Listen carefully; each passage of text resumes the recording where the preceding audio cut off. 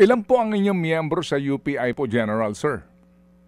Ano po 'yon? Ilan po ang miyembro po ninyo sa UPI? Itong mga UPI ay hindi lamang individual, mga grupo ito. So marami rin po, marami grupo at saka mga individual. Opo, sige po.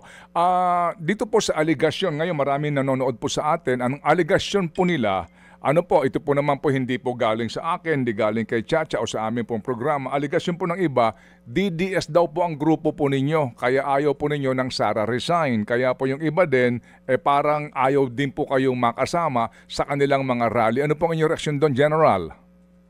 Yun na nga yun ang pilit nilang tinatag sa akin dahil totoo yan, tumulong ako sa kampanya ni Mayor Duterte noong 2016, okay?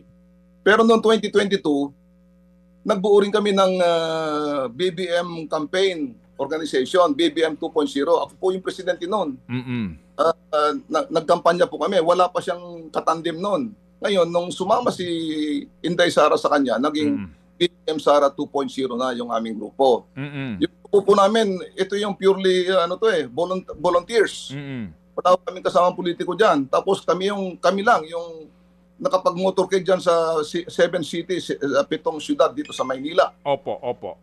Ang motorcade po ito. Kasi yung kadalasan na yung BBM Sara Unit Team, ang kanilang mga campaign lang ay dyan lang sa mga syudad. Kasi mga nag-organisa ng campaign nila ay mga politiko. Kami ay wala. Kaya Metro Manila ang aming pinagkampanyahan.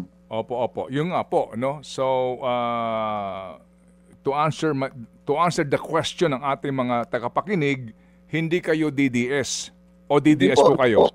In fact, sabi ko nga, nag-organisa nga kami. Walang kami hilingin tulong sa BBM Unit Team Headquarters na pundo Opo.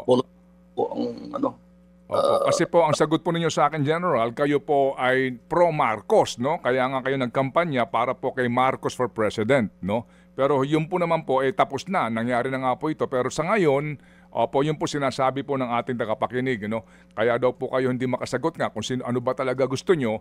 Kasi nga daw po, ang sabi ho nila dito, hindi po sa amin to galing, General, para ho lamang kayo nandito na makasagot. Lumalabas na po yan sa internet. Ang sinasabi ngayon, ito ho, kasi gusto nilang pumalit si VP Sara kay Marcos para sila manumbalik sa pwesto. Yan po ang sinasabi nila dito, General. Opo. Wala pong kaya nga sinasabi ko yung totoo. Ito yung sinasabi ko. Hindi ho ako nagsasabi ng kasinungalingan. Sinasabi ko totoo. Mga kapatid, brothers and sisters, saan ka pa? Dito na tayo sa totoo. Dito na tayo sa True FM. Mga kapatid, mag-subscribe and follow po kayo sa social media accounts ng True Network PH. Yan po kami. Hanapin nyo lang True Network PH, Facebook, Instagram, YouTube, TikTok, and podcast. Mapa Apple or Spotify man yan, mahahanap nyo kami. Lahat ng mga napapanood at napapakinggan nyo po sa programa, nasa social media accounts namin yan. So, paano mga kapatid? See you sa social media!